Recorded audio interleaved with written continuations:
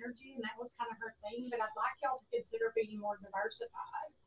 And I said, can you just email it to me? But it shows she's one of the top 10 women, blah, blah, blah. Maybe I need to. Of everybody's time. I'm going to turn the fan off in my office because I have a feeling it's going to get loud. Okay. All right, hopefully everyone can hear me. Thank you guys for joining us today on this, and thank you for taking time out of your hectic schedules. Thank you, Michelle, for helping me do this. And Michelle's going to be I can't control the screen that you guys see, so only Michelle can. So I'm going to have to tell her when to go to the next slide. So it's going to be a little bit awkward, but just bear with us on that. So we'll make this as short and sweet and concise as we can, but I also want to make sure that I answer everyone's questions. So please, if you have questions when we're going through this, don't hesitate to unmute and ask a question or type it in the chat box and it'll pop up. I just want to make sure everybody gets all the information and understands the information and knows kind of the plan for moving forward from here on out. So the reason we decided to do this was twofold, really. First, in talking to Michelle, she was getting a lot of questions from local programs on the VOCA report and what this meant, what the definitions were, what you put in what category.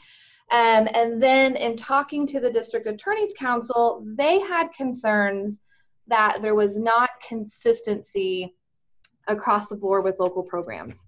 They were seeing a lot of people reporting differently.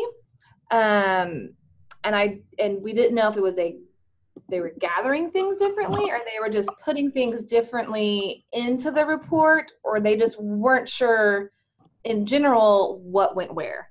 And so because we were having these concerns from local programs, from the DAC, we decided let's just do this and get the information out to all the local programs so that we can make sure that we're all doing it the same way and there's consistency across the state in how we're doing VOCA outcomes.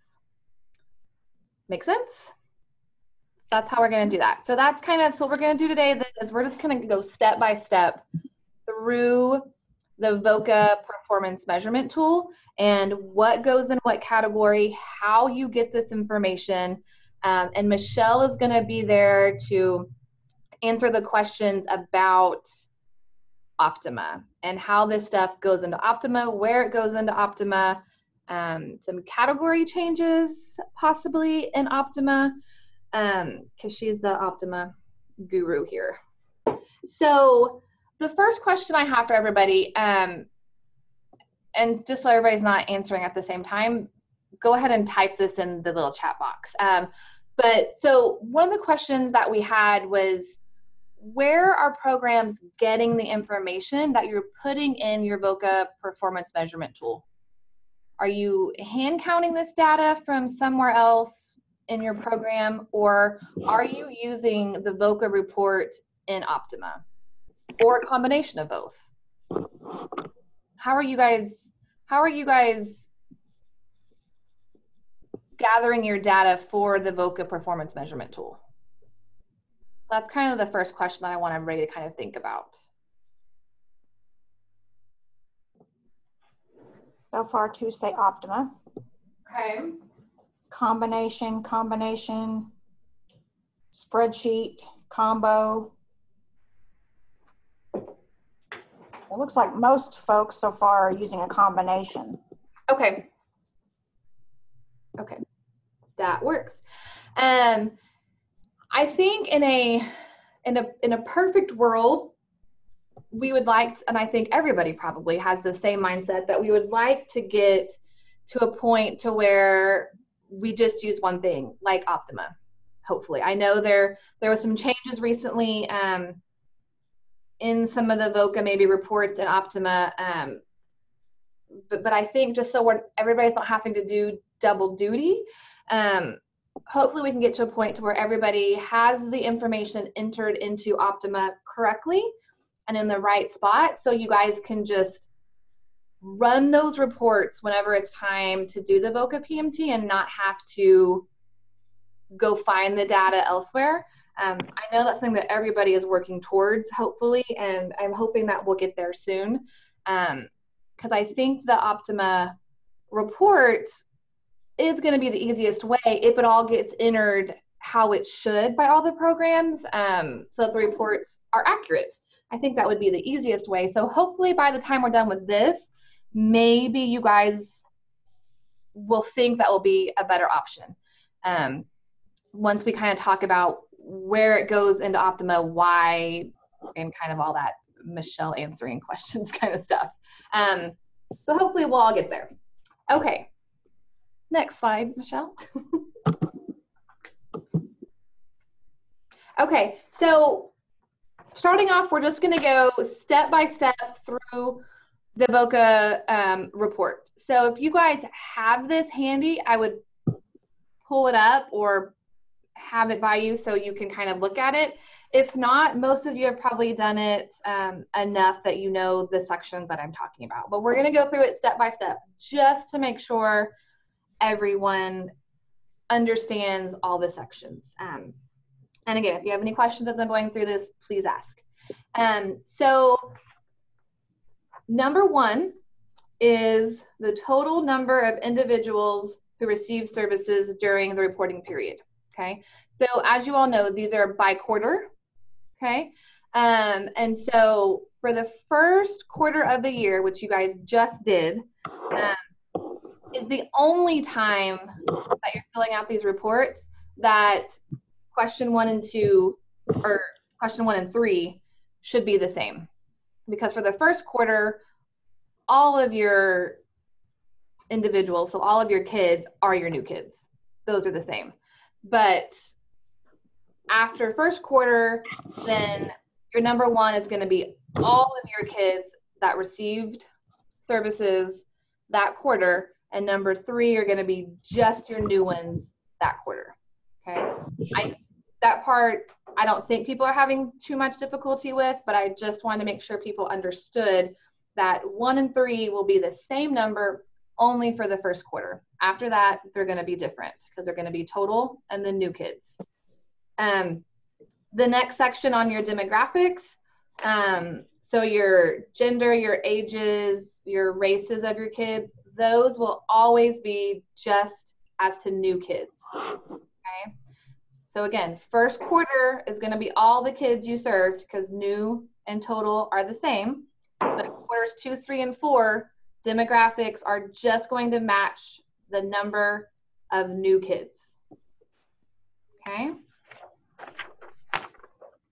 Simple enough? That part should be. Okay, so next slide, Michelle. This is the tricky part, okay?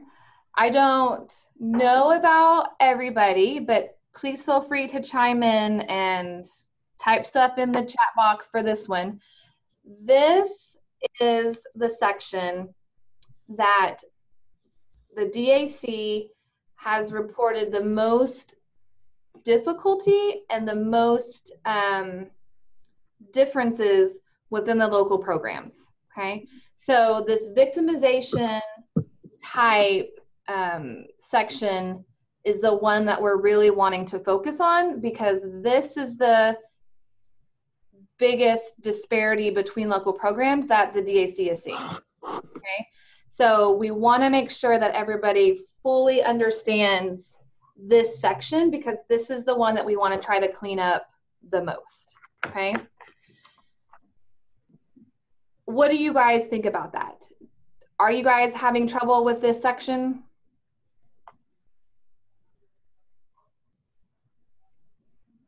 Yes, no, maybe, possibly.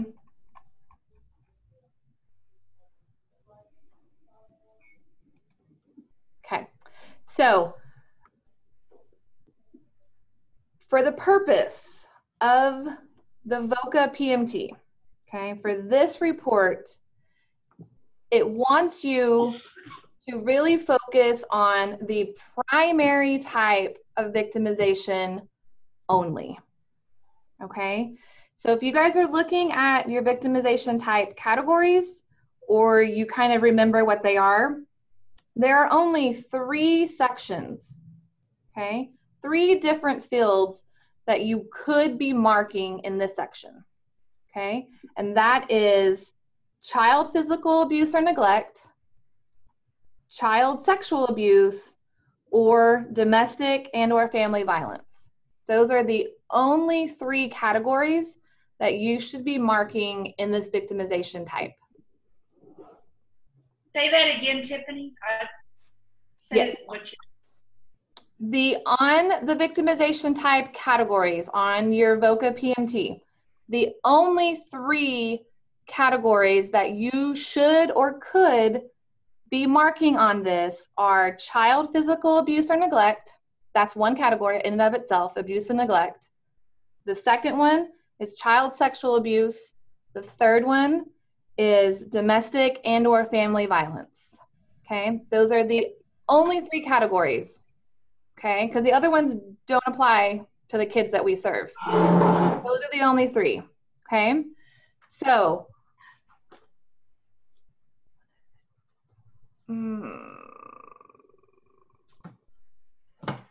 yes, okay, so you guys, when you're picking these categories, you need to be looking at the petition, okay? Why was the child removed from the home? If it's like my old program was, 90% of the cases are substance abuse cases, okay? You guys may be seeing things differently, but probably not. But the primary cases you have are substance abuse cases, so those are all going to be neglect cases, okay? The thing that the DAC said that they want to make sure programs understand, because they think this is where some of the confusion is coming from. The category you pick is about the child. What was the child the victim of, okay? Not what was the crime of the case, okay? Maybe there was a homicide and that's why the child was taken into custody, but the child that you're serving was not the victim of homicide, okay? That was a different crime. Our individuals we're serving are the children. The children are the victims in our cases, okay? And they're only the victims of physical abuse or neglect, sexual abuse, or domestic violence, okay? Those are the only 3 categories you should be picking, okay? And yes, I saw those questions about the categories in Optima, and we're gonna get there. Yep. Because unfortunately, we can't lock those to where they only have those 3 categories, because people can change those because they may put in different tribal names and things like that. But I would highly suggest for you guys that you edit your program's drop-down box for your VOCA victimization type in Optima to only be those 3 categories. And we're going to talk a little bit about if you want to track substance abuse and medical neglect and things like that for other purposes, how you can do that in Optima. But if you're using your VOCA report in Optima for this PMT, then those are the 3 categories that you should have, okay? So Leah, I see your question. But yes, that's still, yours is different, okay? Because they were the actual victim of that, okay? There's gonna be some special circumstances, but for the most part, the child was not the victim of a crime for the most part, okay? There are gonna be some outliers out there that are gonna be a case-by-case basis, but 99% of the time, it is only gonna be these 3 categories, okay?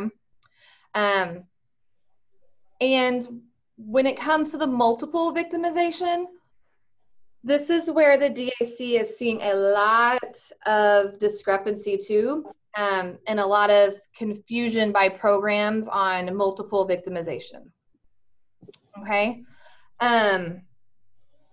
again, there's going to be some case by cases, but for the majority of our petitions, there's just one reason, okay?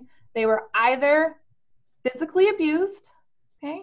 They were neglected of some sort, whether it was medical neglect, they were neglected because of substance abuse, some sort of neglect, failure to thrive. All of those are the victim of neglect, okay? The only times you would have multiple victimizations are examples of if in the petition, again, you're going back to what the petition says, that this child was removed because they were physically abused and because they were sexually abused. You may have a few of those that say that, but not very many. They're going to be one or the other, okay? If they were removed because of domestic violence in the home, that's going to be the category you pick, is domestic violence, okay? The DAC said the only time that you are going to mark multiple in regards to domestic violence and neglect is if specifically in the petition it says there was domestic violence in the home, the mother was injured so bad that she was unable to take care of the kids. If that's what your petition says, okay, then maybe, but most of them are going to say the child was removed due to domestic violence in the home. Most petitions that I've seen don't go into that much detail. So if it's a domestic violence petition, domestic violence is what you mark, okay? I know that's going to bring up a lot of questions, so. And Tiffany, just for a second, I'm seeing a lot of the questions about Optima. Let's focus right now on getting what you're talking about being focused on, and then I will show people where to make the changes, because I'm seeing some different exchanges between people about where it needs to go, and I will talk about that in a minute, but let's just focus on what you're talking about right now first. Okay, sounds good. So if you do have those very few cases that may come up that they are the multiple victimizations of, okay, they're probably going to be only the victimization of two things, okay? If you have a multiple, it's only going to be a multiple of two.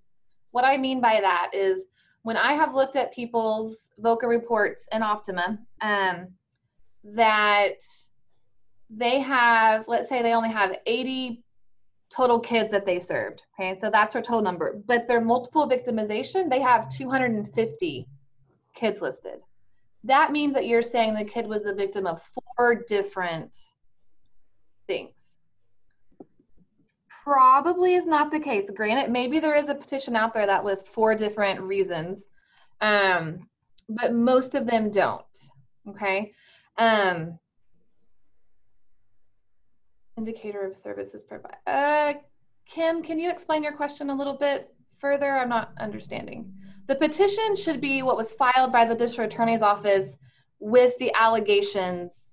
Now, I know what a petition is. I'm just What's the indicator of services provided? The PMT, and you're looking at types of victimizations for the. Yes, I'm looking at just number 5 right now. Okay, got it. Then that clarifies. I'll get to the services, in a minute, But for the purpose of selecting a victimization type, you're just going to go off of what the petition says of the reason for removal, okay? Which, again, the majority of time is only going to be for one reason, okay? In rare cases, it may list 2, and in that case, then you could pick 2, okay? But this is really important because I saw this across the board when I pulled up people's reports. Your total number of victims that you have listed at the very bottom of the victimization type, okay, your total number minus the number that you're saying had multiple victimizations should equal the total number of children that you say you served in number 1. I'm gonna say that again. Okay, your total at the bottom of this type of victimization, okay, your total number there minus your individuals that you say had multiple should equal the total that you have in number 1 of the total number of kids that you served. Does that make sense, or do I need to explain a little bit further? Equal or greater to is what it says. Right, but yeah, this total is greater than, but if you minus your multiple victimization, then it should equal your total number. But yeah, your total can be more than 1, but if you subtract the number that you're saying were victimized more than once, then it should equal your total. I know that's going to confuse a lot of people when I say that. Let me give you an example. So a small number example. Let's say that your total on number 1 of the total number of kids that you served this quarter was 5. Okay, you served 5 kids. So, and you're going to say, you're going to mark all 5 of those were the victim of abuse or neglect. Okay, but then of those 5, 2 of those kids also listed in the petition were victims of sexual abuse. Okay, so you're going to have 5 there. You're going to have 2 in sexual abuse, and then where it asks you at the underneath your total sum, it said number of individuals who presented with more than one type. That's going to be your 2, right? And so your 5 plus 2 is 7. That's your total.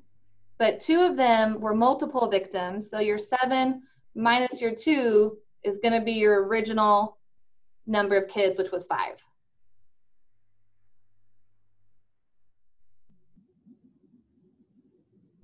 that make sense? Or do we have confusion still?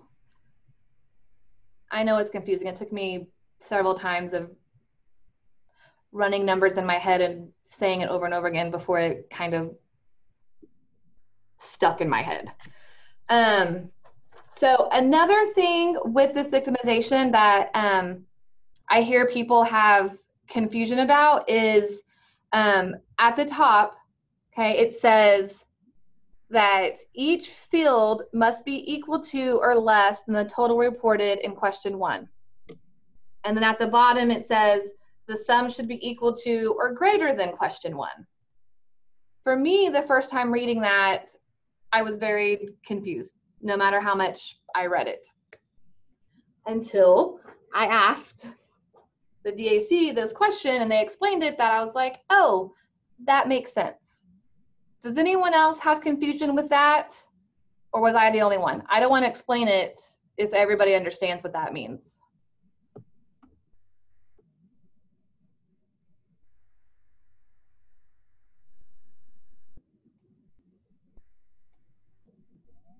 Okay, I'm going to assume then that nobody has questions about that and they understand, because I don't want it to get too wordy where I confuse people. Okay, no clarification needed. Okay, so when it's saying each field, okay, each field is a category, okay? So let's use child physical abuse or neglect as our category. That means field, okay? So if you only have 5 kids that receive services, then this number here should not be more than 5.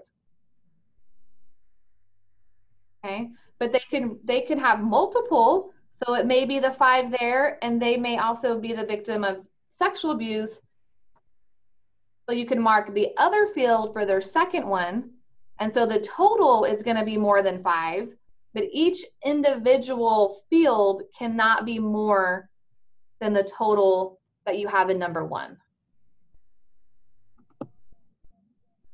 So it's talking about 2 different things. Field is each category. Your sum is all your fields added up. Okay, just in case anybody, because that had me tripping for quite a while. I could not figure out the difference. But so hopefully that helps if anybody was having confusion with that. Tiffany, I'm looking at that victimization type. You said child physical abuse or neglect, child sexual assault. Okay, family violence. Those are the 3. Yes, yeah, those are the 3. Yeah. Okay, Michelle, can you go to the next slide? Yes. Okay, so before we get to this part on Optima, does anybody have any other questions or need any more clarification about the victimization type?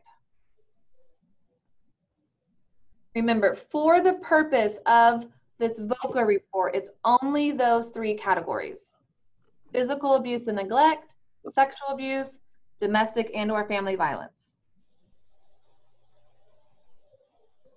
Okay. And Leah, going back to your question about the children that were the victim, they survived homicide. To me, they would even fall under this family violence and not homicide. Maybe. Because according to DAC, this is the only ones that they said that should apply to CASA. But when you get those weird petitions that are unlike anything you've ever seen before and you're unsure, I would always call your DAC or your VOCA grant monitor to answer that question, because you're going to have those weird ones every once in a while. And just to be on the safe side, I would call them to ask to see where they think you need to put them. Okay. Okay. So before we move on to any other parts of the VOCA PMT, I'm going to let Michelle talk about the categories in Optima, kind of help you guys with that. Right. So there was a question about why don't we just put the correct categories in the drop-down box. And Tiffany already started that explanation, but I just want to make sure we're clear. The state office only locks the tables for the state outcomes where we are in control of what those categories should be. Now, the problem with the VOCA is that it is under eligibility, and that includes a wide range of things that the programs have to be able to be in control of. You know, for example, that does include ICWA. Some of you track tribes, some of you only track whether it's ICWA or not. Eligibility also can include specific grant tracking. So if you have special grants, you have to be able to control that for yourselves. So that is why we don't lock this table, and why it's going to depend on you all to make whatever necessary changes need to be done. So I am in the lookup tables, cases, eligible status. And I've already made the change in the state maintenance database just so you can see what it looks like. So what you would need to do is you can either correct yours. For example, I already had physical abuse here, and so I just went in and changed the label a little bit and added child physical abuse or neglect, and then saved that. Domestic violence was already in here. I just went in and edited that one as well. I didn't add a brand new one, and just added domestic and or family violence. So you can do it that way. And then I just inactivated the other options that we didn't need.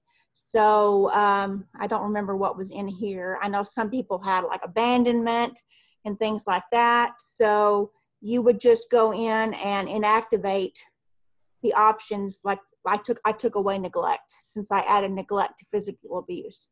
So all you do is inactivate the options you no longer need. As a refresher for inactivating, you can either click on the X next to one that you don't need any longer, or you can go in and to the paper and pencil and uncheck the active box. So you have two different ways you can inactivate options you no longer need. So you can go in, like I said, you can go in paper and pencil and just change the wording on some of them, or you can just add brand new ones and inactivate options you no longer need. Now, once you do that, it won't go back in and automatically change things that you already classified. So for example, if you already had a child with an eligible status of abandonment, for example, changing your lookup table is not going to have any effect on the children that are already in your database. So you have two options. You can just leave those children alone and let them sort of fade away, and correctly classify any new children that you have. And whenever you print your VOCA report, then you'll just have to, by hand, change your numbers, and whatever shows up on abandonment, you would add into whatever category was appropriate, whether that's probably going to have to be physical abuse or neglect. Or you can go in to your children individually and make those changes. That's going to be completely up to you how you want to handle that.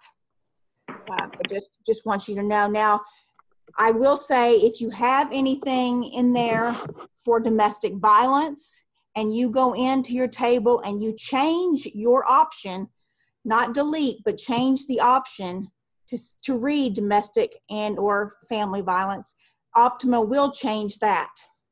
So anything that you change, like I said, just change the actual wording. Optima will make that change.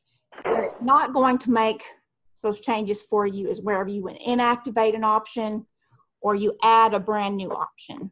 Does that make sense?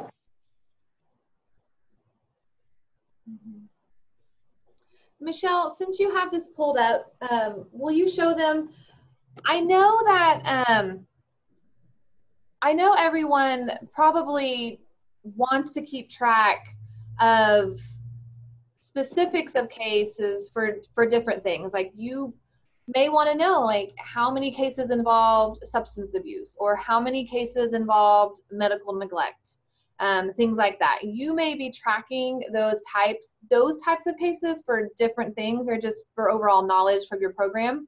And so I want you guys to know that just because we're saying on the eligible statuses part that you can only have these three categories for VOCA purposes, there is another place that you can put those types of cases, however you want to word them, so that you can track them that way. And Michelle is going to show you where that goes so that you can still have that information.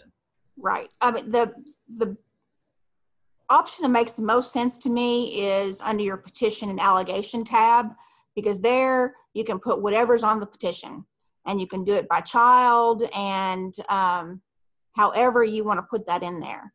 And so that is a way that you can still keep track if you want to keep, put in allegations of medical neglect or anything like that. You can do that, still do that individually. And I think this is where somebody else had mentioned a different table. This is the other table. This is cases, allegations, and abuse types. So this is your petition information under the petition tab. So there is still a way to keep your petition information however you want it, and in more detail, separate and apart from the VOCA victimization types. So again, that's under lookup table, cases, allegations, and abuse types. So here you can do whatever you want. You can put abandonment here. You can do medical neglect, whatever you want. And then again, this is under your cases. This is under your petitions and allegations tab at the very bottom. And if you'll remember, whenever you're putting in petitions, and this is something you need to be putting in anyway for all of your cases and for every child. So if you'll remember, whenever you put in a petition, you start off with a broad category and you get into the specifics for each child, because you do have to put in your allegations for each child. So you do that here. You can add as many allegations for each child as you need. And like I said, this table is something, again, that you all can edit. And so if you want medical neglect or abandonment, any of those other things that are not included in the VOCA, you can do that and keep track of it per child. Any questions about that? I think Ruth. Okay, hold on. can you please show us where the first drop down you talked about? Okay, the first one is under cases, eligible status. Your VOCA categories in Optima are considered an eligibility. So that goes, eligibility is actually entered in cases, and that is per child. So you'll go into your child detail page.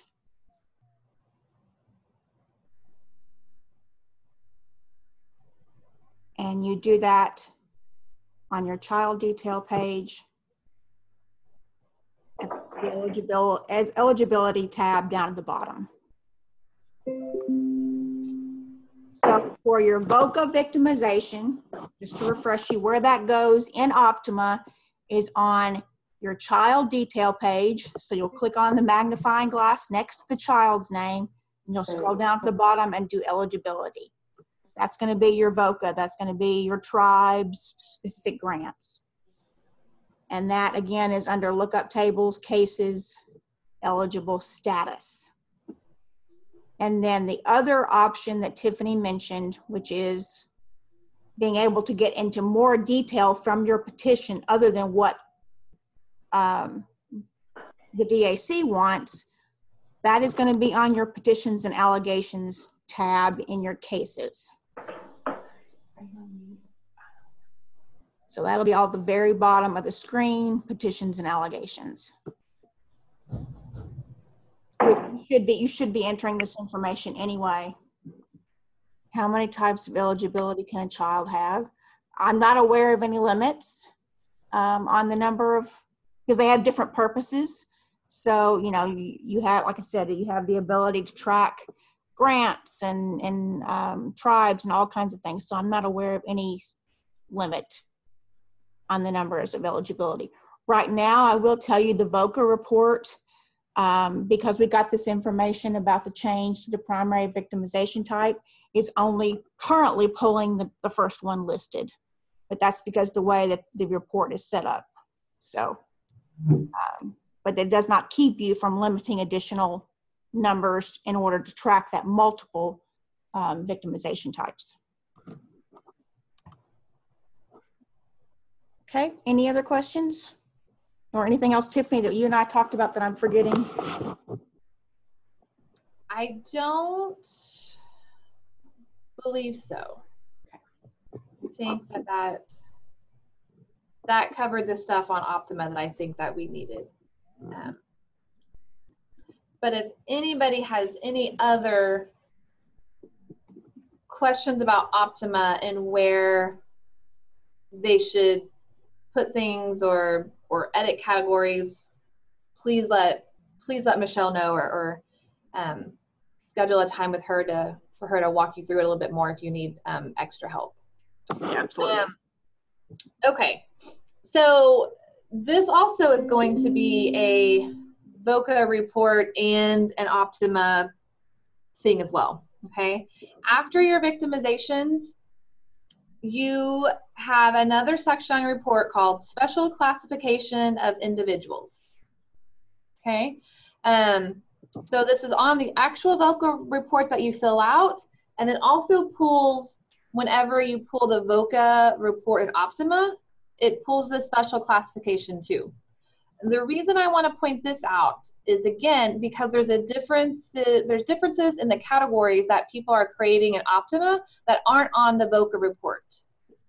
So I say this because if you're using that VOCA report for the purpose of filling out your PMT, then I would just think that it would serve you best if your categories in Optima match the categories that are on the actual VOCA report.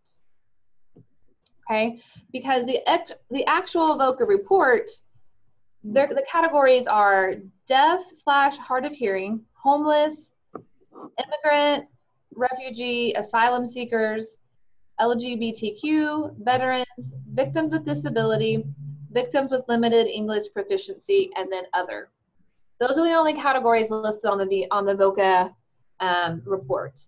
But on the categories in Optima, people are creating a very wide range of things. So again, I just want to point out that if you're using the VOCA report in Optima for your PMT, you need to make sure that your categories match just to make it easier for you, okay? Because there were a lot of other different special classifications listed in Optima under the VOCA report that aren't categories listed on the PMT. And this is the same reasoning as before, Tiffany, as to why the state office does not lock this table. Mm-hmm. Right. Any questions about that part before we move on?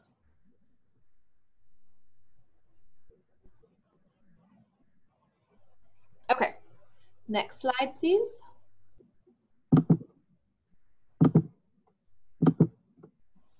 Okay, this is the fun part. Okay, so after you fill out the victimization type, we get into the direct services portion of the VOCA PMT, which I think, and you guys correct me if I'm wrong, I think this part causes the most confusion for programs, okay? This has been a conversation that's been ongoing for at least 2 to 3 years, probably, whenever we first started talking about this. It's hard for me to remember which directors were around whenever this conversation started. It wasn't everybody, but there were several of us that were part of this conversation on tracking this stuff that VOCA was asking, because what we were currently doing, we didn't know what numbers to put there or how we got this data. So we created a system using what we called facilitation logs, okay? And we'll get to that in a minute. For those of you that are freaking out there, what are facilitation logs, or I don't remember that, or I don't use that, or what have you. But that's why the facilitation log was created, was partly to help with this report. But again, we'll get there in a minute. But so the first thing on direct services is number 6, about the victim compensation application. Okay, this is a newer, I don't want to say requirement, but it's a big deal to the DAC and to VOCA, and it's a part of your grant application. For VOCA, it asks you this question on how you are distributing victim compensation applications to the children that you serve. Okay, so those of you that write the VOCA application, you should be aware of that. That's a part of the application process, is how many people you distribute it to and what your process is. This was something, again, that we discussed as a statewide association a couple of years ago on how we were going to do this so that we could ensure that we were fulfilling the VOCA requirements and that everybody was doing it, because everybody was doing it different ways. So I want to kind of address that in what we had discussed a couple of years ago, and make sure people are doing it that way. And to answer Piper's question, yes, okay? You're in an ideal world, if everyone is doing this properly, your number 6 should be the same as your number 3, okay? Your number of new children that you serve, all of them should be given an application, okay? If we're doing it correctly. There's going to be some exceptions to that, okay? And how we decided we were going to do this a couple years ago is that on the first visit that your CASA has with their children that they were appointed to, they were to give them, or give the foster parents, the application, okay? let me back up for a minute, okay? First of all, I missed this bullet point. You should never have a 0 in this section, okay? You should never be giving out 0 victim compensation applications or notifying somebody that there is an application, okay? No, yeah, it's just, this is back to Piper's question, it's just as to the kids, okay? The victim and all of these, the individuals and all of these are about the kid, okay? But every child that we work with, according to the DAC, is a victim of a crime. They're the victim of abuse or neglect or sexual abuse or domestic violence. And so all of them are eligible for victim compensation. Okay. Tina Harmon is somebody from the District Attorney's Council that comes to the state CASA conference. She wasn't there last year, but she'll be there again this year. And she does a breakout session on this exact thing. Okay. So for those of you that are going to the conference and you haven't heard Tina talk about this, I would encourage you to attend her breakout session. But according to Tina and according to everybody at the DAC, anyone can assist a quote unquote victim or the children that we serve with this victim compensation application. It doesn't have to be their DHS worker. It doesn't have to be their biological parent. It can be their foster parent. It can be their CASA worker, okay? Anyone can help fill out this application on behalf of the child, okay? Now, there is one disclaimer, okay? The applications have to be filled out and put on file at the DAC within a year of the crime, okay? So within a year that they were moved from their home. So if you assign a CASA to an old case that's been open for more than a year, then this wouldn't apply to them because the child's no longer eligible, okay? But if you assign a CASA advocate to a child who was just removed, then they're eligible and they need to get this information, okay? Tina Harmon will stress time and time again that it doesn't matter if you or the foster parent or somebody doesn't know if the child is eligible or if they qualify for these funds or these services. They said that they will help the victim figure that out. They will determine if they're eligible or if they qualify. They just want to ensure that every person has a file open, okay? Because the importance of that is once a file is opened for a victim, they have access to that victim compensation stuff for the rest of their life, okay? As long as it relates back to their crime, okay? Which for all these kids is gonna be removed from their home, okay? So for instance, if a child is 10, okay, and they were removed from their home, you gave them the application, helped them fill it out, or instructed the foster parents to fill it out and send it in, and their file was opened, okay? They had their thing open. And then once they become an adult, they're 23 years old right now, they're having a lot of issues related to the trauma they experienced as a child. They were diagnosed with PTSD, they now need maybe medication or they need intensive therapy because of what they experienced as a child. Because they have a file open with the DAC, they're eligible for some possible funding to help them pay for counseling or pay for transportation to counseling or kind of a wide variety of things. So as long as they have a file open, they can qualify for some funds of some sort for the rest of their life as long as they have it open. So that's why it's important for all the kids to have a file open on their behalf so that if they ever need access to this, it can help. I even had a conversation with Tina one time about that these funds could possibly even be used to help foster parents maybe with transportation to appointments because this child has so many appointments and so many things they have to go to because of their trauma that this funds could possibly help with gas cards or things like that if it was becoming an issue for their placement. So it's really important that we get this information to, I say foster parents because they're typically going to have more time to do this than, say, their DHS worker.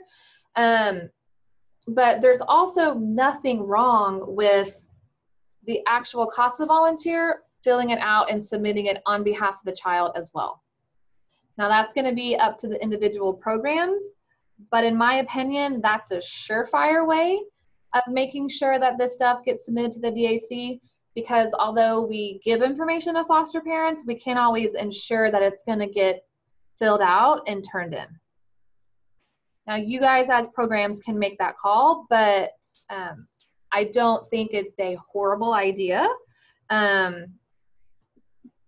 for the CASA volunteer or the supervisor or somebody within the CASA program to help fill that out and get that sent in on behalf of the child.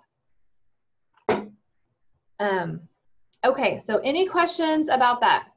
Okay, you should never have 0 in your victim compensation application section.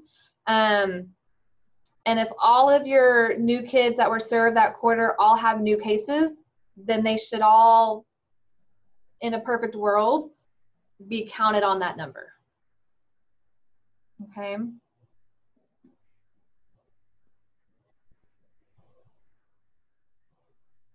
Don't have the applications. The applications are on the website if you do want them, that you can just print out and take to the home, okay? Or help the foster parent fill out, or what have you. What happens if they do not fill it out? If an application does not get filled out and sent into the DAC so that they can have a file opened, if that does not happen within 1 year of their being removed from their home, they will never be eligible for this victim compensation funding. Okay. But the programs don't have to keep track, don't have to follow the application. No, make sure it's filed in order to count it that they gave the information. Is that correct? Absolutely, absolutely right. The program has nothing more to do with it unless they choose to help fill it out and get it turned in. Okay, so Donna said, what happens if they do not fill it out? No, it's not counted against the program. You can still count it as you provided the application. We're just saying, in order to help our children make sure that they have access to that the CASA helping fill it out would be a surefire way that we knew that it was open so that that child could have that service if they need it. No, it will not be counted against you if you don't do that. We're just saying that's one way to guarantee that our kids have access to that funding. Okay, but again, that's going to be up to every program. That's just one way to handle it. If you want to just keep giving the brochure and the application to the foster parents and hoping that they will follow up on that, then you can do that as well.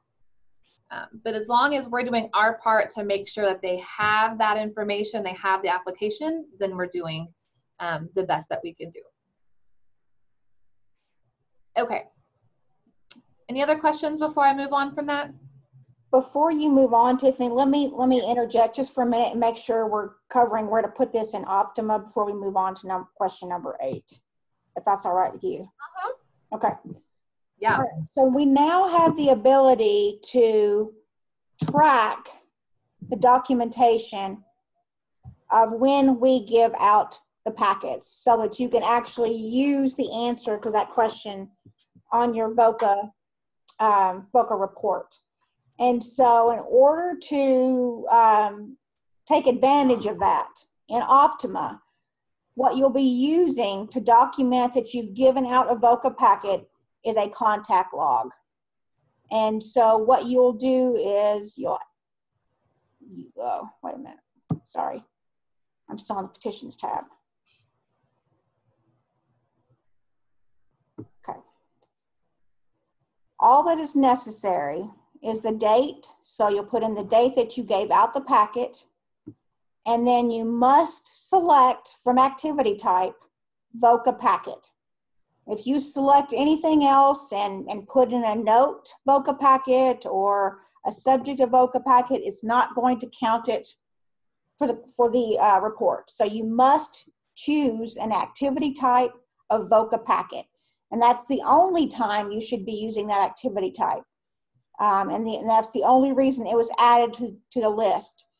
So this is just strictly for documentation purposes for the VOCA report. VOCA packet is your activity type, and that is the only thing. You will have to put in something in hours. You can put in 0. But these are the things, the date that's in the date range of your report and an activity type of VOCA packet in order for it to pull for your report. So anything else you mark is going to be irrelevant, but you must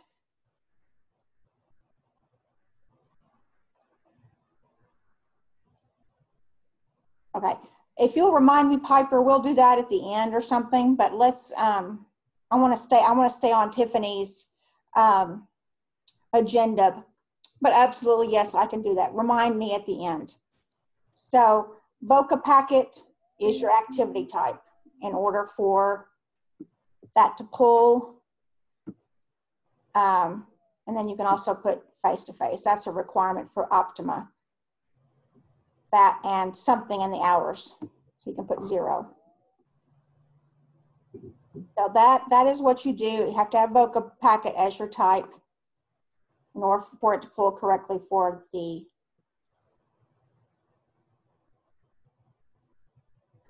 I am told it does not have to be logged in as the volunteer, but just to make it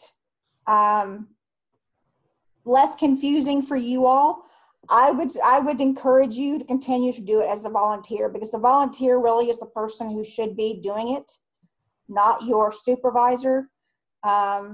So that's I've been told by the Optima people it doesn't matter, but because everything else only counts as for volunteer hours and things like for our contacts and things like that, if the volunteer enters it, my suggestion would be to go ahead and enter it as a volunteer. We have chief. Okay. All right. I do also want to back up just for a minute and talk about the special classification and show you where that is. That's in your lookup tables, demographics, disability type. This is where those special classifications can be edited. This is what Tiffany was talking about, making sure that your categories mirror what you need. And again, this is why we don't lock the table, because you may need things that have nothing to do with VOCA. But this is where you would do that. This is where you would add, you've got deafness, hard of hearing is what was already in there. If you want to change that to deafness, well, that is the way it's on the form. But that's where you do it, under demographics, disability types. And then where you enter that information is in your cases.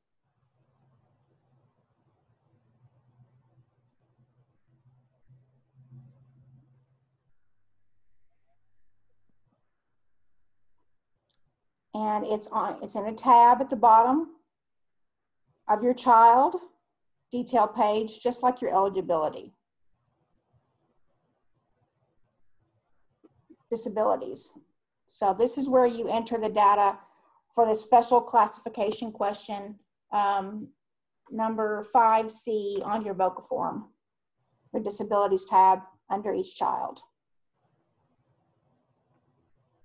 So we backed up a couple of questions. Any questions about that, about special classifications or entering your VOCA packet?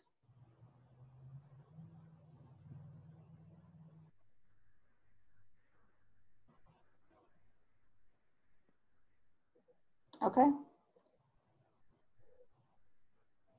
Turn it back over to Tiffany.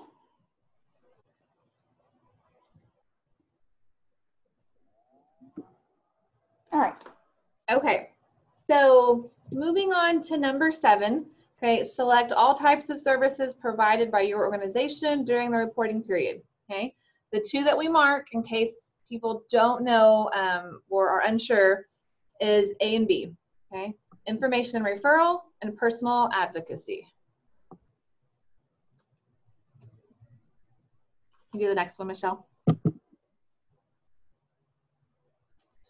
Okay, so number 8 is where we start the confusing part, I think, for some people. On this question, number 8, the ones that we start with on A, okay, we mark A3 and A4, okay? Those are the 2 categories under A that we report on, okay? Referral to other victim service programs and referral to other services, supports, and resources, okay? So where you get this information is gonna be the next part that we discuss. Michelle, you get the next one? Okay, facilitation log. Before we talk about this form, the people will answer in their chat box, who knows or who uses facilitation logs? And to whom is the word facilitation log a completely foreign concept? Does everybody know what we mean by a facilitation log, or has looked at it, or knows anything about them?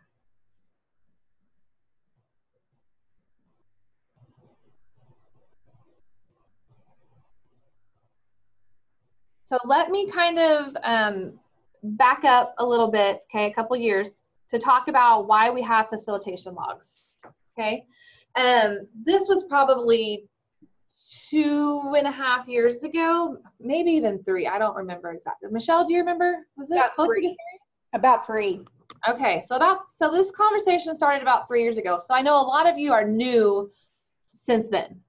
So it may not have got passed down to you from previous directors or what have you. But so we started talking about the need to track things that CASA volunteers do outside of court, okay? Because in a court report, we can track the recommendations that a CASA makes, whether it's about needed services, about tutoring or medication or counseling or visitation. All of those things we could track via the court report, okay? But to show the effect that a CASA really has on a case, we needed some way to track everything a CASA does, not just in a court report. So we came up with a facilitation log so that we could keep track of all the things that a volunteer does outside of a court report, okay? Because as we know, sometimes volunteers get things done on a case and we don't have to go in front of a judge for it. We may tell the DHS worker, hey, I really think my CASA kid needs some counseling. Or we tell the foster parent, I really think my CASA kid needs some counseling, okay? And so they may go ahead and start that service and get that child into counseling, but we never went to court and we never put in a court report. But we want to be able to keep track of that, because if it wasn't for the CASA, that child wouldn't be in counseling. And so we decided that we would call it facilitation, okay, and a facilitation log, so that we could keep track of those things that a CASA gets done outside of court, okay? So that's where our facilitation log came from.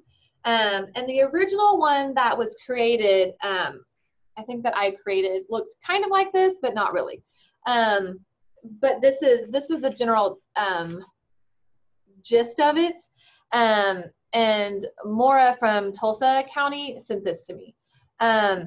Oops, sorry. That's okay.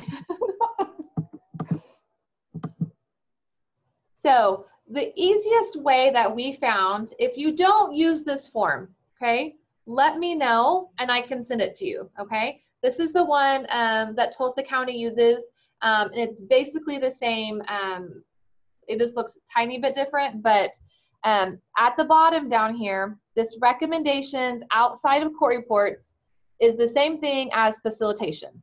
That's why I think this is a little misleading. If ever my choice, I would change this to facilitation, because yeah. So So you can, when I send it to you, or I can change it before I send it to you if you want me to. This is just what Tulsa had sent. So it'd be facilitations outside of court reports, okay? So the things that your CASA is helping get done that did not go in a court report, okay? 'Cause we want to track those things. So the easiest way to keep track of that is on a monthly time form, okay?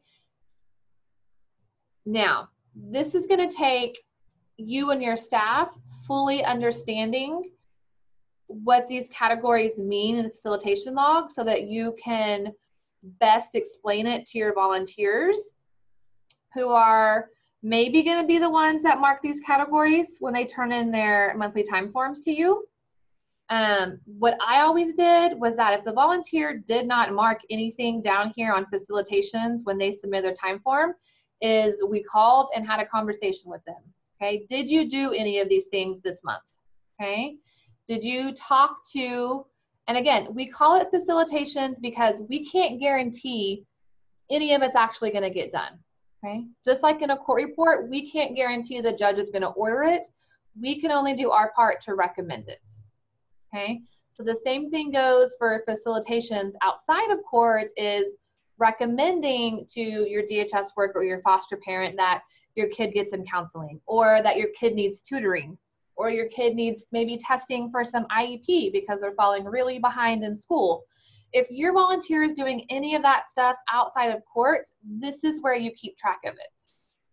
And we're going to go into a little bit more detail about what would go into each of those categories here in a little bit, okay?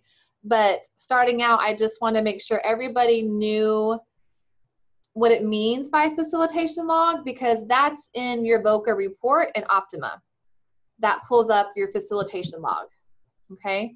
And so, okay, let's go ahead and go with this. Facilitating services, okay? So, again, it means things that your volunteer is helping to accomplish for the children on their cases outside of court.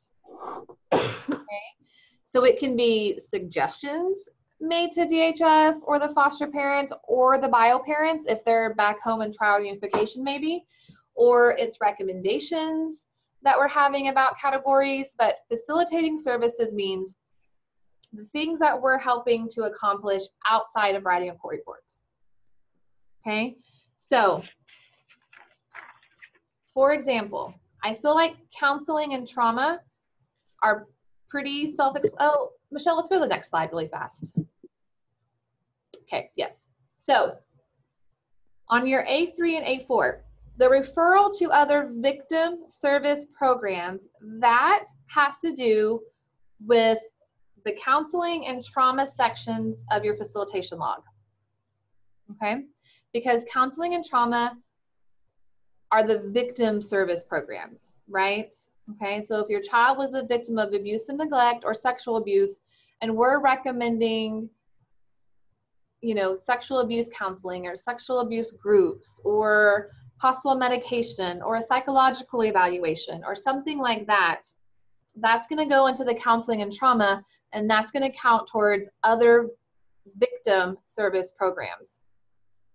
The A4 category, referral to other services, supports, and resources, are going to be the things that you're using under education, medical, or other. Okay, so for the purpose of this referral to other services, we're not using things on your facilitation log such as visitation, permanency, placement, or anything to do with the parents. Okay, because these have to do with particular services for kids that we're serving. And actually other is, the category in Optima is services child. Okay, right, yeah. So it looks, yeah, that's a little bit different in Optima. Other services for child. Okay. Yes. On the VOCA report, when it's saying referral to other victim services, referral to other services, in our language, that means recommendations and facilitations, okay, for our purpose, okay, because that's how we're tracking it. Other things are going to do it differently, but for CASA programs, that's what we're counting, okay?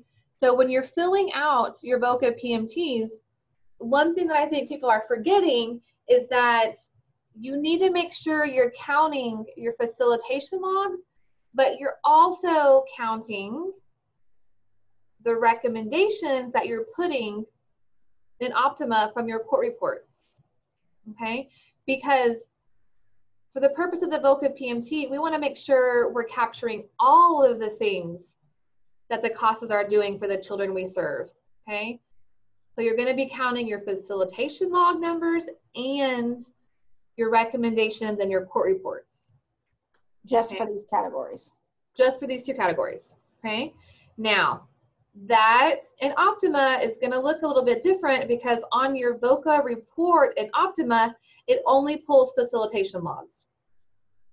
Okay, so to get your total number, you're going to also have to go into another part that Michelle will show you to count your recommendations and add that to that number. Does that make sense? Because right now in Optima, it only pulls facilitation logs on your VOCA report, but we want to make sure that we're capturing all the things that we're doing for our kids for these categories.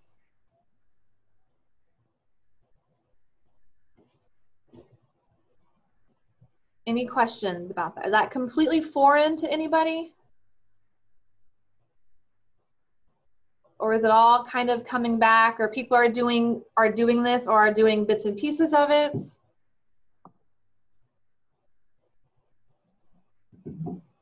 It's just really important for you guys, especially you program and executive directors, that we're capturing this number, because if you're going to keep requesting additional funding from VOCA, you want to show everything that you're doing for these kids, all these numbers, all these referrals and recommendations that we're making for kids to show the impact that CASA is making so that you can continue to get an increase in your VOCA numbers. So this is really important for your reporting so that VOCA can see what you're doing with their money, okay?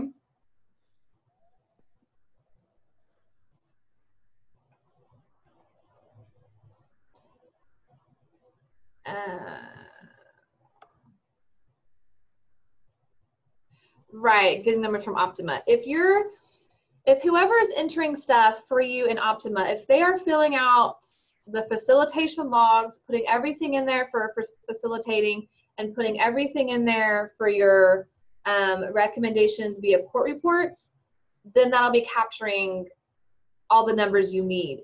You're just going to have to pull it from the two different areas, unfortunately, right now, unless something can change. So Joe, for the purpose, recommendations are things that you're recommending in your court reports, okay?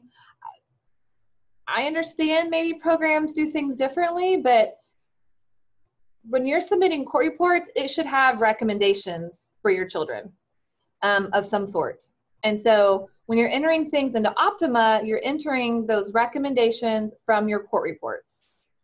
Everything else that your CASA volunteers are doing in regards to getting your kids services or recommending services or facilitating services, that's going to go on the facilitation log. The recommendations in Optima just come from court reports. Everything else your volunteers do are going to go in the facilitation log.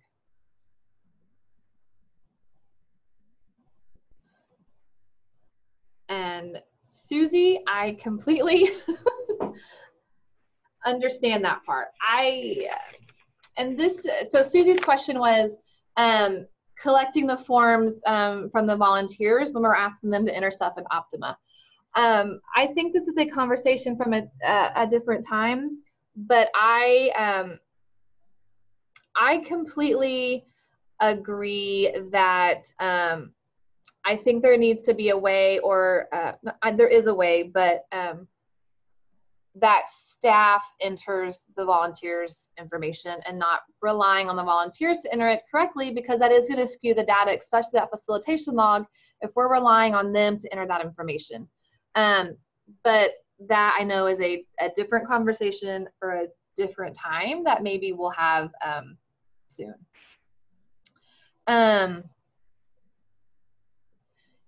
the facilitation logs, your facilitation logs should be a part of your monthly time form. Okay.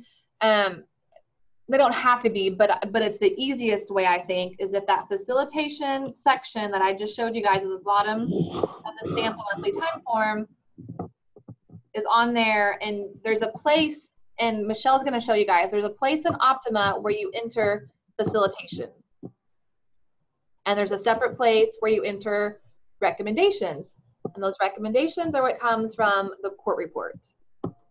Michelle, do you want to show everybody that right now? Yes, and this is where a lot of the programs have had difficulties in transitioning to Optima. Is that so many programs relied on collecting data in a monthly format, and that does not translate well in Optima. And I can show you why.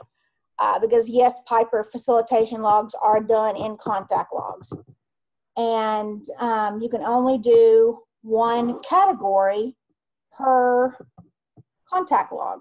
So for example, you know, if you're collecting the data in a monthly time sheet and your volunteer puts down 4, you know, for counseling, you can't put a 4 in a contact log. So Optima is set up, you know, as Susie and others have talked about, you know, it's really optimized for volunteers to use Optima and collect data, enter data as it happens.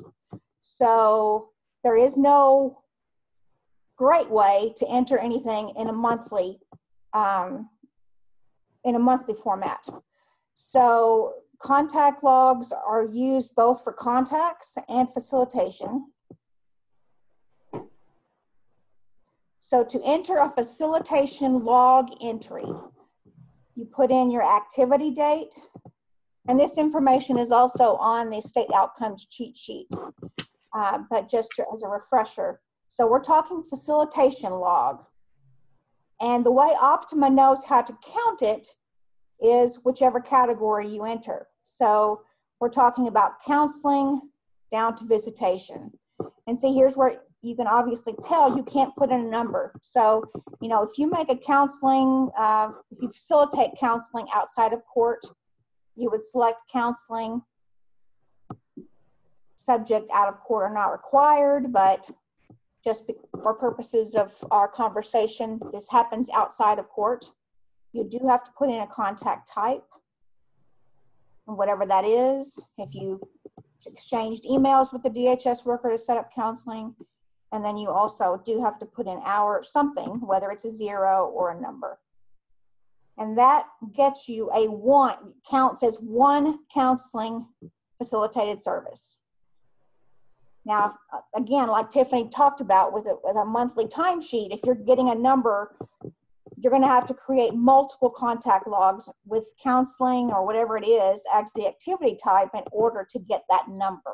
That's why it's really what's causing some difficulties with the programs who are still trying to get information from their volunteers any way they can, and that may happen to still be in that monthly format, and that's the difficulty. We can't just go in and put a 4 in somewhere to get 4 for counseling. You actually have to generate 4 contact logs with counseling as the activity type, if that is what is on your monthly timesheet. So you also will see, you know, you've got education. We talked about counseling and trauma are the 2 categories for A3.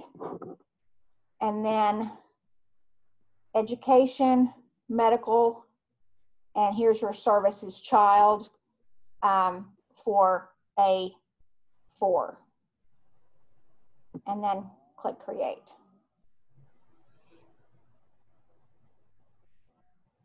Yes, if you put in hours in the facilitation log, those do count toward the volunteer hours as long as your volunteer is creating the facilitation log, or as long as you log in as the volunteer. It counts toward volunteer hours. So, any questions about creating facilitation logs? And they do have to be approved. I did not go through that additional step in this process. But as we talked about in training, all contact logs have to be approved in order to count for hours or any of the reports. They don't get pulled for reports until they're approved. No, the activity type drop-down menu is locked because it is used for state outcomes.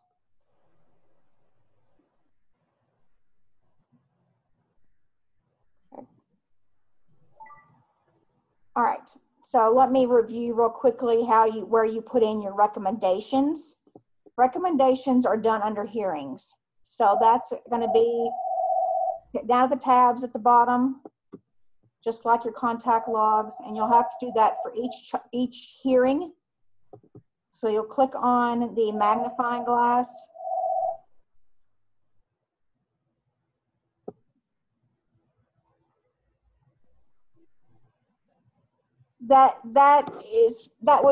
It makes sense, Piper, but it would require a whole lot of adjustment and probably a lot of retraining, as well as everybody's old data. I mean, yeah, it's not as simple as it sounds to do that, although that does make sense. So, okay, so to enter your recommendations after, and part of the reason too, Piper, is that drop-down box gets used in your recommendations as well. And so we can't put facilitation for your recommendations. So it's really complicated. All right, so recommendations get entered in your hearing details under hearing outcomes. And again, this is also on the state outcomes cheat sheet, and there's also a video online. But you put in hearing outcomes. This one is already, in my example, has already been used, but you'll click on add and you'll select your categories. So again, there's no way to put in a total number of counseling or education recommendations that you make in court. So my recommendation to folks is to consider and create an entry for each child. That way you'll get your multiples here. And that's kind of what this reflects here. In this example, this case has more than one child. So you'll see the only way I was able to get counseling on here multiple times was to create multiple entries. And so I just think it's easier to think of it as what kind of recommendations you make for a particular child. Put in those entries, and you can control-click to multi-select. So you just, whatever recommendations you made at this hearing for this child, select. And then click create. And then if you have multiple children, you would just click on add and put in whatever recommendation categories you entered for the other child. Okay. Any questions then about entering recommendations? And real quickly, Tiffany did mention that the VOCA report currently is only set up, and I'm not sure it's going to be possible to change this, so don't count on that. I don't have it in the training database. In your custom reports, you have a VOCA report, performance report, and then you also have your contacts and recommendations report. And that's the other report that you'll need to pull in order to get your recommendations to count your counseling and trauma for A3 and your education, medical, and services child for A4. So you'll need to print both those reports because VOCA is only going to pull those categories from your facilitation logs. And then whenever you pull your contacts and recommendations report from your custom reports, you'll count just your recommendation section, those categories. Does that make sense? So you'll pull those to your reports, and all you'll need from the contacts and recommendations report are your recommendations in those categories. Okay. I don't see any questions.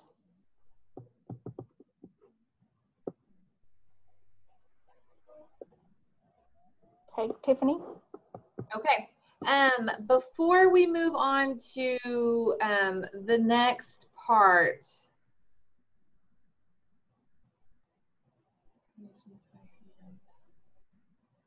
You have to count from your contacts and recommendations report from the contact log section of that report. Excuse me, from the recommendations log section, not the contact log section. So for example, when you run that contacts and recommendations report, if you look at the recommendations log section, then all you'll have to do is add, it'll show counseling and it'll show a number. All you have to do is add that counseling number. So you don't necessarily have to count them by hand, but you do have to add those numbers from the recommendations log section of the contacts and recommendations report. yeah, so for your, so just to be clear for everybody, on your VOCA PMT, for your A3 and A4, you're just gonna have to add together the numbers for facilitation logs and your contacts and recommendations report. Yeah, just the recommendation section of that report, yes. Yeah, add those together. Okay, any other questions about A3 and A4 before we move on to B?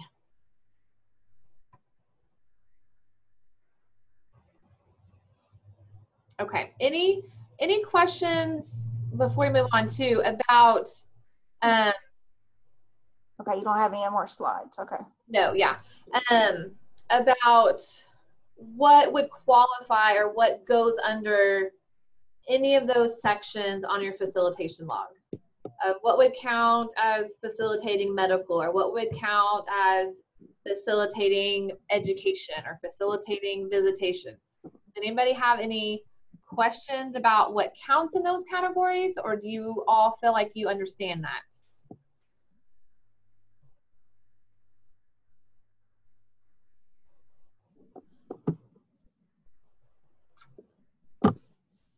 Let me give some examples just in case. For example, on education, this can be for facilitation or recommendations in a court report. What you would count as an education is if you're making recommendations or suggestions about getting a child in tutoring, or having a child evaluated for a 504 or an IEP, or you make a recommendation about specialized classes, any testing to do with education, or anything like that would go there. When we're talking medical, okay, those are going to be things such as recommending, facilitating, suggesting certain medical appointments for your kids, such as if you realize they haven't had their yearly dental exam and you make a recommendation or a suggestion to DHS that gets done, that would count there. If you are advocating for your child to get glasses, or that they need some sort of something to do with their teeth, braces or a cleaning, or they just need a health exam of some sort, or that they need to be evaluated for medication. All of those things would count on your referral to other services under medical. Okay. Counseling and trauma, again, are making recommendations or facilitating services either to begin counseling or to be evaluated for counseling, or maybe for a trauma assessment to determine if they need trauma services. Those things would count for counseling and trauma. Okay. I just said education, medical. Others going to be maybe something random else. But aside from the VOCA report, on your facilitation log, when we're talking about the visitation, that would count things like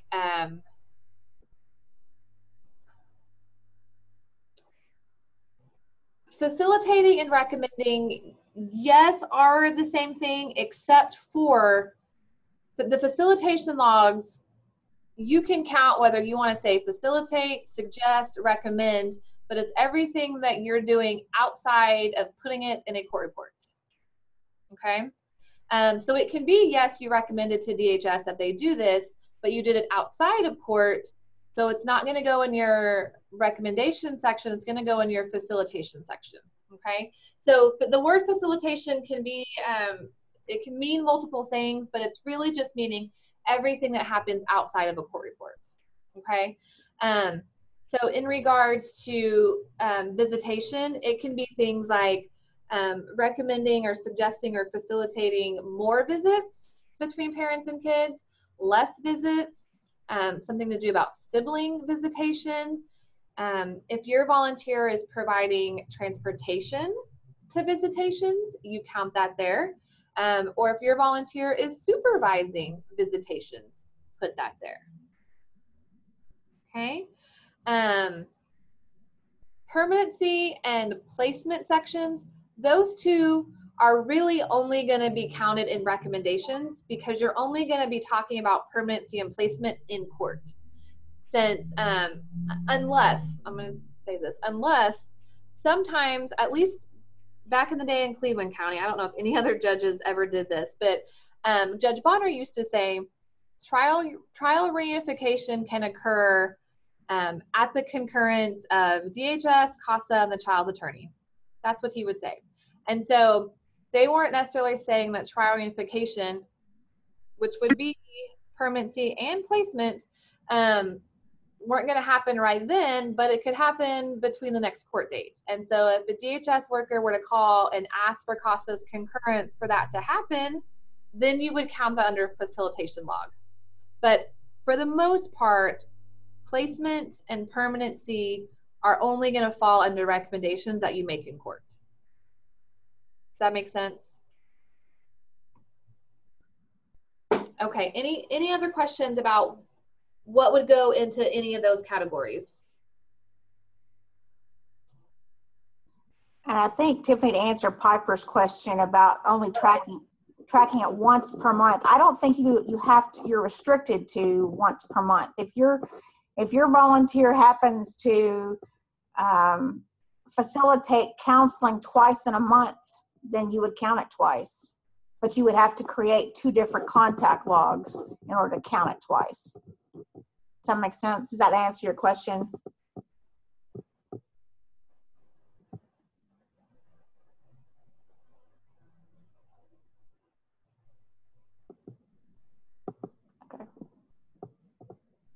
And while she's typing that too, those programs that actually transport, if you take a child to a counseling appointment, that would be facilitating counseling. If you take them to a medical appointment, that would be facilitating a medical. I know there aren't very many of you that transport, but I did want to mention that. Right, yeah, absolutely.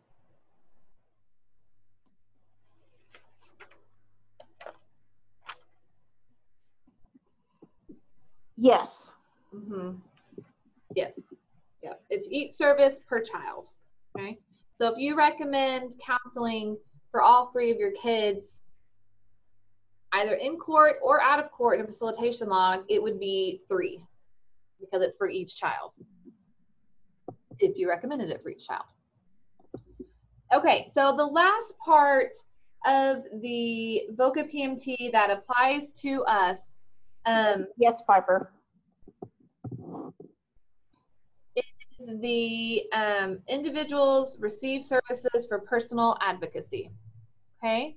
On B, before you even get down to the other ones, let me back up. Okay. On A, okay, yes, you're going to put your numbers on A3 and A4. Okay. But at the top of A, that's where you add the total. Okay. So you're going to add the total, but that should not be more than your total number of kids. Okay, so again, when you're entering A and B for your total, because it's asking for total individuals, so that should never be more than your total you're reporting in number 1, but below that, it's wanting to know number of times. Okay, so those could equal more. I hope I didn't totally confuse everybody by saying that, but just the top number that you put right beside A and that you put right beside B should never be more than your total number of kids, but the number of times you did things could very well be more than that number. Okay. So on B, the very top part where you're putting number of individuals who received personal advocacy, that number should be the same as your number 1. Okay, because every child, and this came from a conversation that I had with somebody at DAC, every child that you served received some sort of personal advocacy from their CASA volunteer because we're advocating for them. Okay, so that B should match your number 1. Okay, so the last thing that you're going to enter is B4. Okay, that's the only thing that applies to CASAs in this section. Okay, it's individual advocacy. What you're going to put there is because that, again, that's the number of times. So on B4, you are going to add your total number of kids, okay, from section 1, the total number that you served. You're going to add that number plus the number that you put on 6, which was assistance and victim compensation packets. Okay, you're going to add those 2 numbers, and that's what you're going to put on B4. Because you both were their individual advocate, and for some of those, you provided that victim compensation information. Does that make sense? Any questions about that?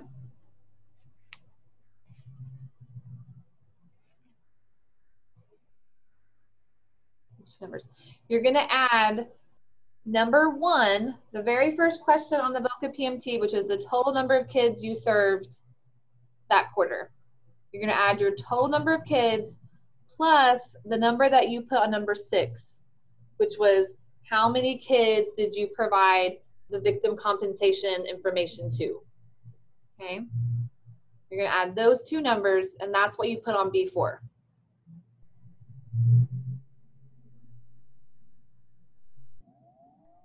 Okay.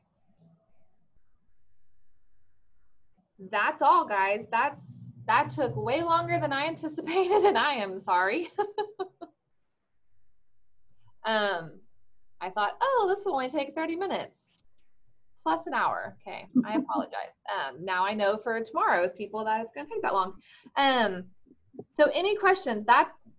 Those are the sections that we fill out.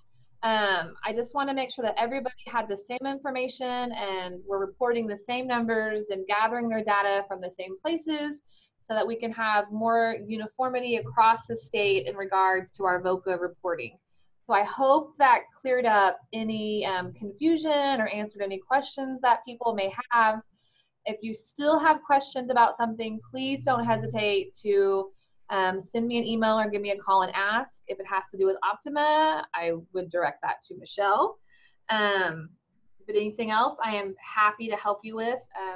Thank you guys for attending today. I'm sorry I took up so much of your time. And I hope that helps. I really just want to make it easier for everybody. So I hope we accomplished that by making it easier and did not do the opposite and make it more complicated. Donna, yes, Piper did clarify that. Yes. Answer Donna's question. Yes. Okay. If there are no further questions, then I will let you all go and let you get back to your day. Thank you again, everybody, for attending today. If you have any questions, just let me know. And we will post the video of this on the website if you need that. Yes. Yes, we will. All right. All right. Thank you, guys. Thank you. Everybody have a good day.